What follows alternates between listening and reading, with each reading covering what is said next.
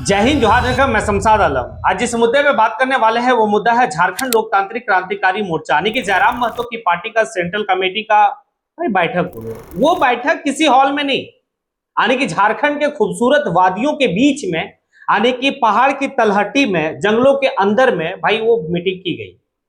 आखिर हॉल में क्यों नहीं किया गया और मीटिंग में जो सबसे महत्वपूर्ण फैसला रहा वो क्या रहा? आखिर मीटिंग अचानक जयराम महतो क्यों बुलाई?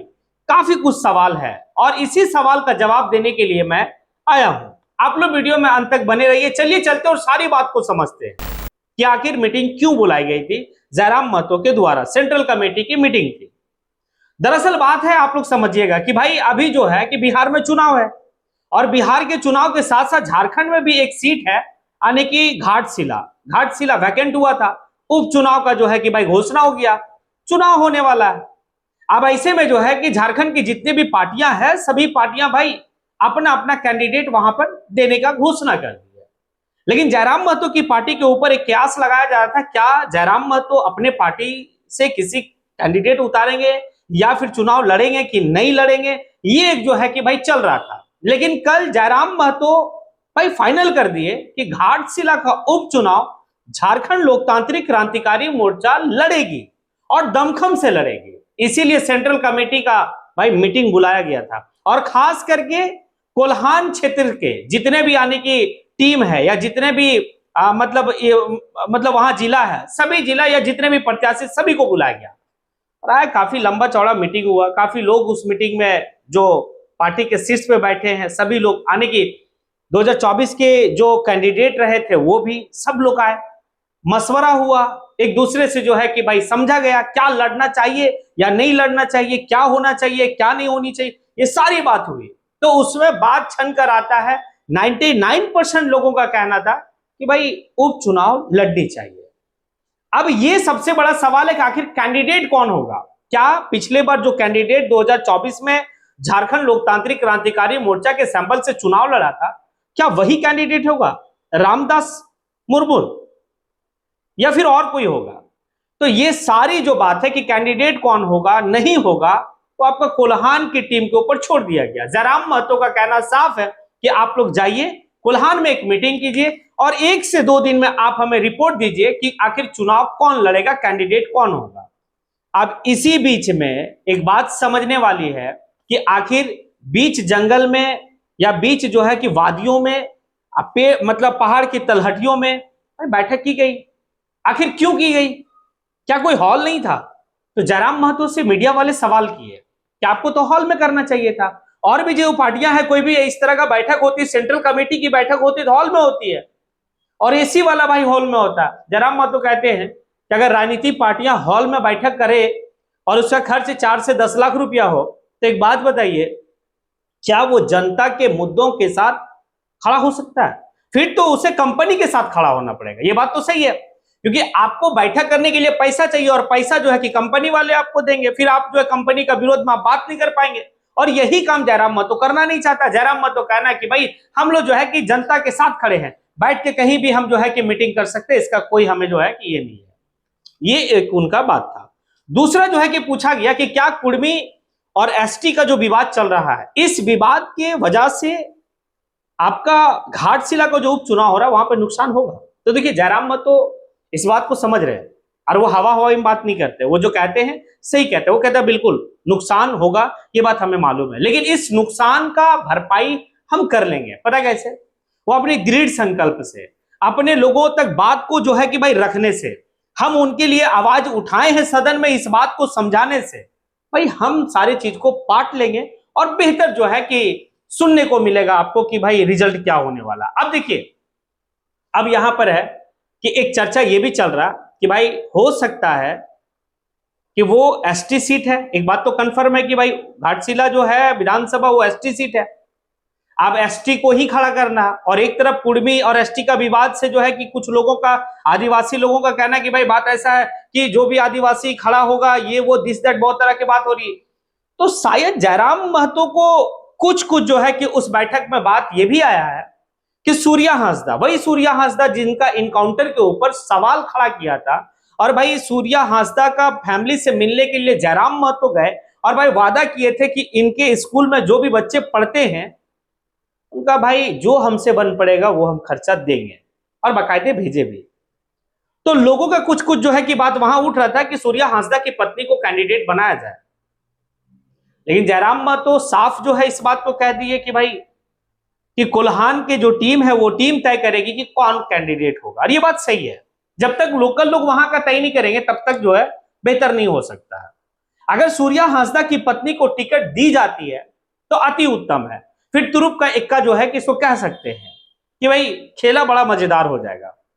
लेकिन अगर रामदास जो मुर्मू है वो भी जो है कि काफी एक्टिव मूड में है, और अगर 8,000 प्लस वोट लाए हैं तो एक बात समझिए कि जो सीट रिजर्व है उस सीट में अगर 8,000 प्लस वोट लाए हैं, और उस वक्त में वो 8,000 प्लस वोट लाए जिस वक्त में जयराम महतो की कोई सभा नहीं होती है, मतलब आपका जो है कि भाई देवेंद्र नाथ महतो की कोई सभा नहीं होती है, सब अपने अपने चुनाव में बिजी थे, लेकिन भाई उसके बावजूद भी एसटी सीट में, तो अभी एक अच्छा मौका है कि इस सीट को जीता जा सकता है। एक बात समझिए कैसे जीता जा सकता है।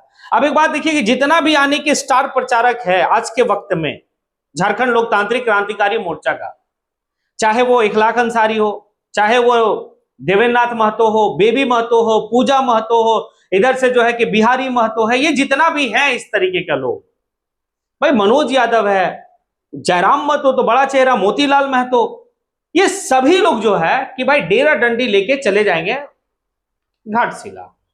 और भाई सबको जो टीम वर्क दे दिया जाएगा तो भाई काफी कुछ बेहतर हो सकता है, काफी कुछ बदला जा सकता है। क्योंकि जिस तरीके से वहां पर जो है घाटशिला में इंडिया और एनडीए ये दोनों गठबंधन जो है कि परिवारवाद में भाई लीन है, और परिवारवाद काफी बड़ा मुद्दा बन रहा है, क्योंकि परिवार भाई सब अपने अपने बेटा का चक्कर में है। चंपई सोरेन अपना बेटा को फिर से टिकट दिलाना चाहता है, और इधर से रामदास सोरेन का जो है कि बेटा खुद भी जो है कि टिकट के लिए फाइट कर रहा है। ऐसे मौके पर अगर भाई इस परिवारवाद की बात ना करके और एक भाई बेहतर जो है कि समाजवाद का जो है कि बात को लेकर अगर मैदान में उतरा जाए, काफी कुछ दर्शाता है।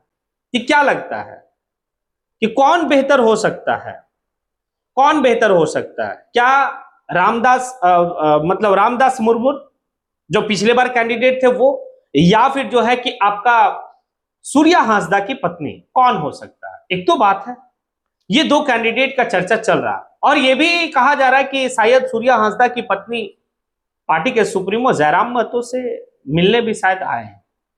क्या है नहीं है ये तो वक्त आएगा तब पता चलेगा।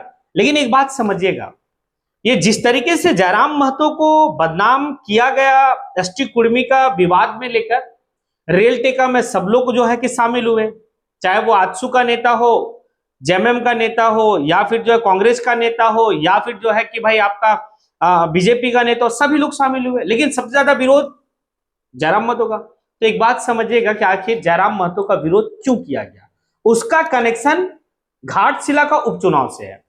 एक बात आप लोग थोड़ा सा सोचिए कि अगर ये विवाद नहीं हुआ होता तो जयराम महतो का भाई कैंडिडेट जो भी होता, क्या वहां होता, ये बात को आप समझ लीजिए।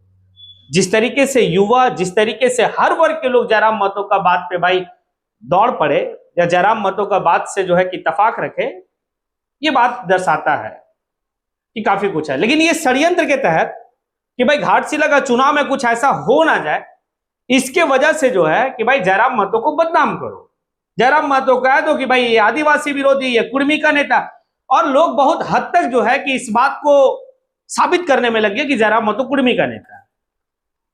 लेकिन भाई मुंह से बोल देने से नहीं है, जिस तरीके से सदन के पटल पे जयराम महतो हर वर्ग, और सबसे ज्यादा अगर मुद्दा उठाया भी है जयराम महतो भाई झारखंड के झारखंडियत के लिए, और इस झारखंड के झारखंडियत में सभी समाज, सभी वर्ग के लोग आते हैं, तो खास समुदाय का नेता जयराम महतो आखिर कैसे हो जाता है, ये बात नहीं समझ पाता। ये एक षड्यंत्र कह सकते हैं कि भाई बदनाम करो, और बदनाम करेगा तो भाई चुनाव में अगर कहीं हो गया बड़ा खेला तो फिर तो बात ही अलग है। और बड़ा खेला होने की संभावना थी और है भी अभी, क्योंकि दमखम लगा देगा सारा जितना भी आने की झारखंड लोकतांत्रिक क्रांतिकारी मोर्चा के जितने भी विंग के जो है स्टार प्रचारक के, जितने भी विंग के जो है कि भाई लोग है, सब जो है घाटशिला उपचुनाव। हाँ, एक चीज में जयराम महतो पीछे हो सकता है, वो है आपका संसाधन। क्योंकि दोनों पार्टियों के पास, चाहे वो इंडिया गठबंधन या एनडीए गठबंधन के पास, संसाधन बहुत तरह का है। इनके पास संसाधन का उतना नहीं है जितना होनी चाहिए, लेकिन इनके अंदर दृढ़ संकल्प है, इनके अंदर डेडिकेशन है, समर्पित का भावना है, यही इसको जिता सकता है। और जुबान में, मतलब मुंह में जुबान है, जो बुलंद आवाज है, ये जिता सकता है। अब आप लोगों से सवाल है, घाटशिला का चुनाव को लेकर आपकी क्या राय है? ये कैंडिडेट को लेकर आपकी क्या राय है? जयराम महतो के द्वारा जो सेंट्रल कमेटी की बैठक हुई, उस बैठक में भाई जो तलहटी में किए, जंगल में किए, इसके बीच आपका क्या राय है? आप कमेंट बॉक्स में आके कमेंट जरूर करें। इसी के साथ मैं अपनी बात को यहीं पे समेटता हूं। जय हिंद।